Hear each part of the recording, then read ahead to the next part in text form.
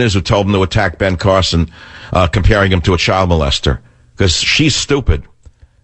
And if he's going to let a stupid girl like this advise him, then we have a real problem on our hands. And I say so again, repeating the same mantra. I will vote for Donald Trump, but I hope that he listens to a replay of this show and that he responds to what I am suggesting will get him that road to victory. Right now, he's not on a trajectory to victory by doing this kind of stuff against Carson.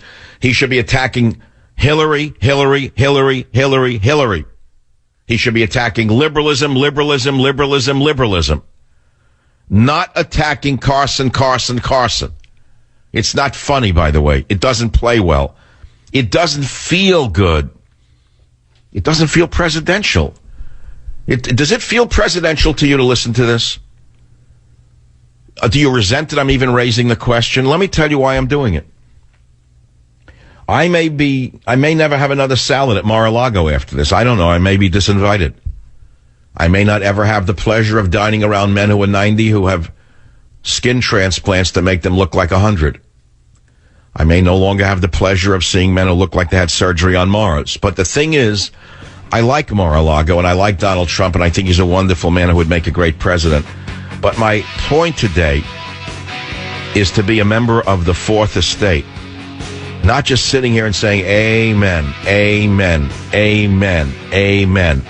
That's not my job. How many times have I told you we in the media have one job, and that's to be a member of the Fourth Estate? And we are supposed to criticize the politicians, not be their lapdogs. Join the Savage Nation. Call now, 855-400-SAVAGE, 855-400-7282. Savage. Peace in this sick world that I'm living in.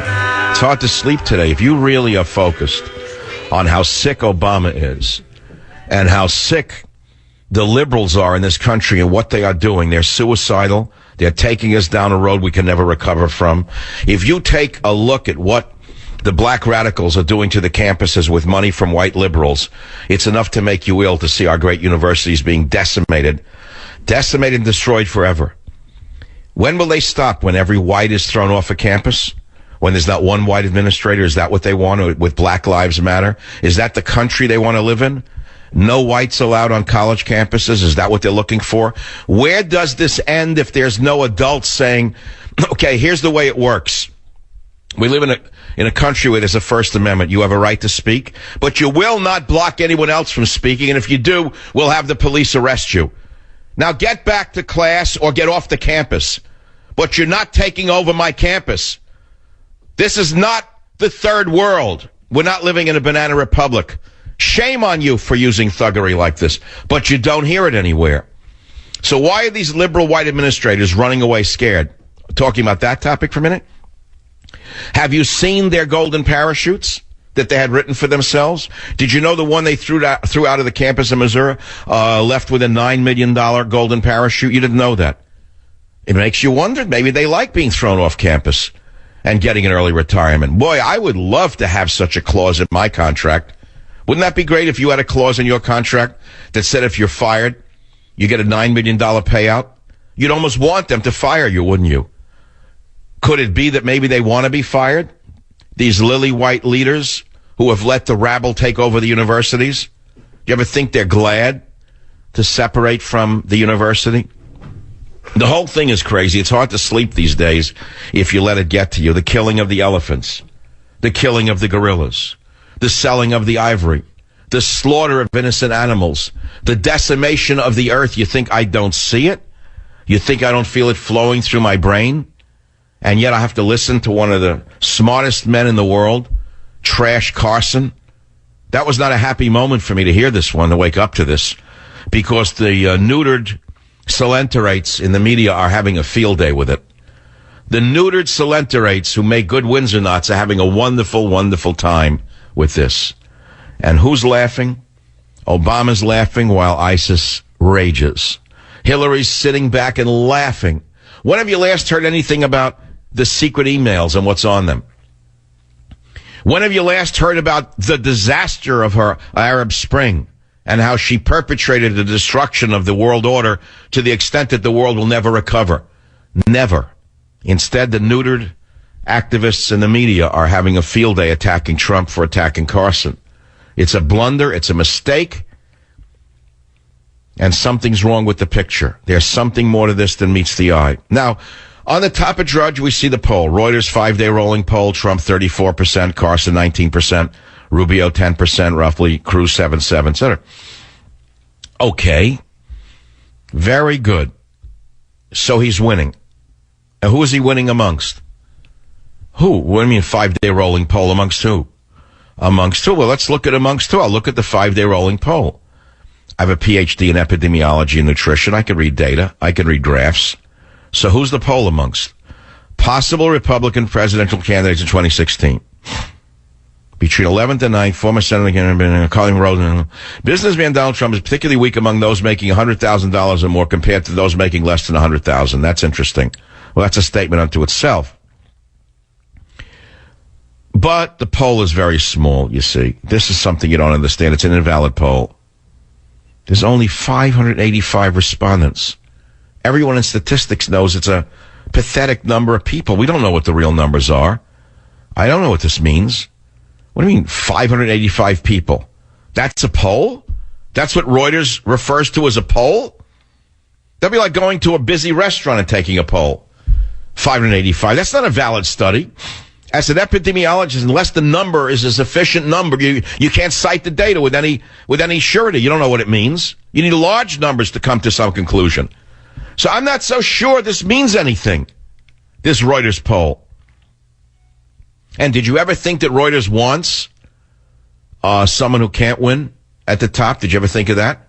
Amongst people who are not Republicans? Well, now let's look at the next picture. Top of Drudge. The CBS moderator meets with the Democrats before the debate. I couldn't believe my eyes.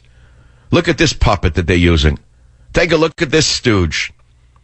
Look at this stooge. John Dickerson will moderate the Democratic debate. What debate? Are you kidding me? It's out of the Soviet Union. What debate did the Democrats side? Tell me who the debaters are. O'Malley? He is not going anywhere. Everyone knows he's nothing. Who's the other one? That old man? The one who has spittle all over his suit? Are you joking? It's all made to make Hillary look good. So there it is. The fix is in. It's been decided in advance who's going to win.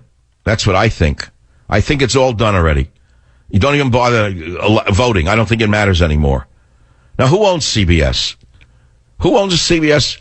Sumner Redstone. They may as well have the debate in his ballroom in Beverly Hills. Why bother with a CBS debate with such a stupid list of candidates to make Hillary look good? Have it in Sumner Redstone's ballroom in Beverly Hills and put it on, stream it up there on the cloud. What are you kidding me? You know, let me back up for a minute. I don't even think I'm going to vote in this election if this keeps up. Yeah, make that a headline. Savage says he may not vote if this keeps up.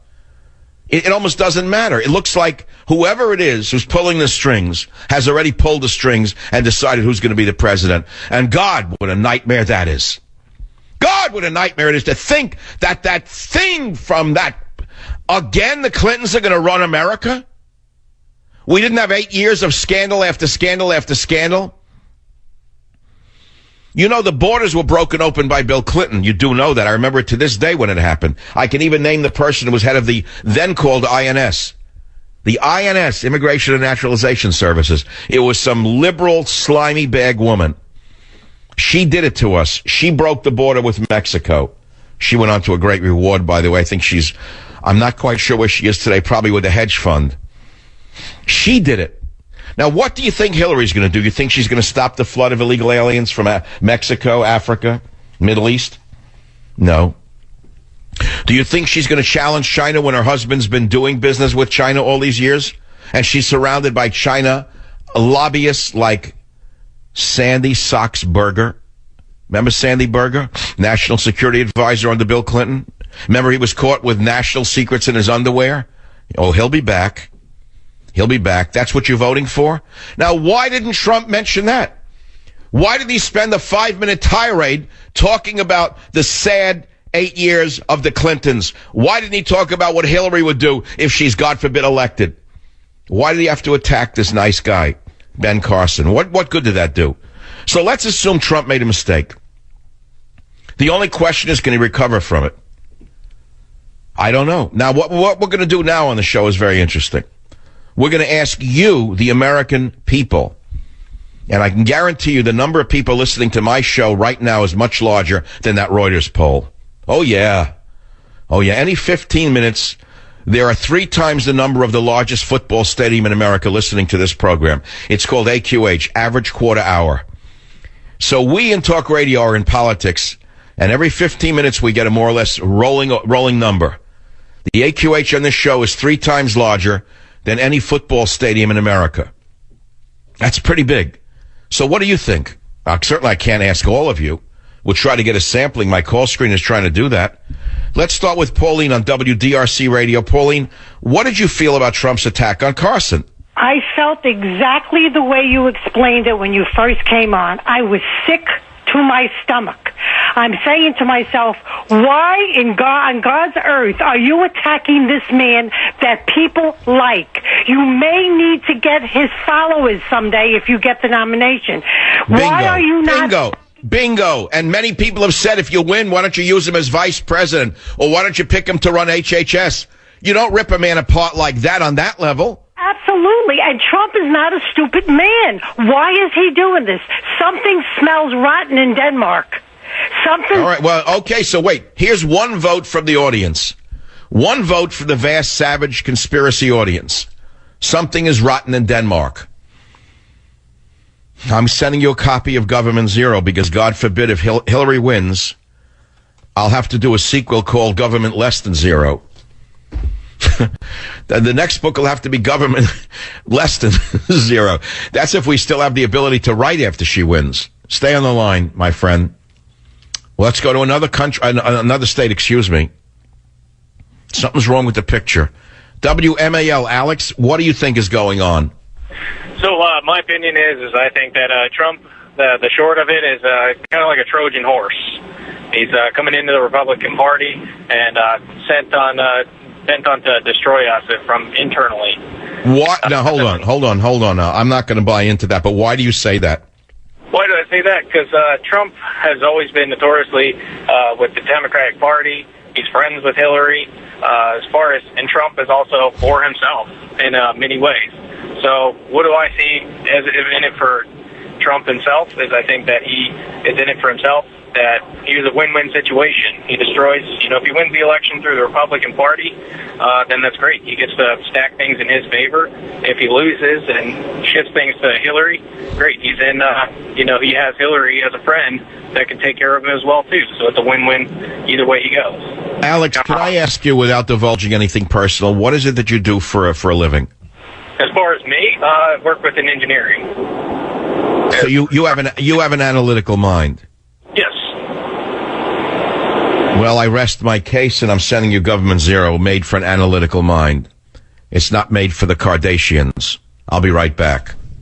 Join the Savage Nation. Call now, 855-400-SAVAGE, 855-400-7282. Savage. Hey, our Savage Nation is sponsored by SwissAmerica.com, the only company I trust for wealth insurance, gold and silver. Call 800-BUYCO. I have a belt. What? Somebody hits me with a belt's going in because the belt moves this way. It moves this way. It moves that way. But he took the knife, he went like this, and he plunged it into the belt. And amazingly, the belt stayed totally flat. And the knife broke. How stupid are the people of Iowa? How stupid are the people of the country to believe this crap? Now, our front runner, Mr. Trump, could have talked about the fact that the national organizer of the Million Student March is a liberal liar who went to a private grade school and a private high school in Chicago where the tuition was over $30,000 a year.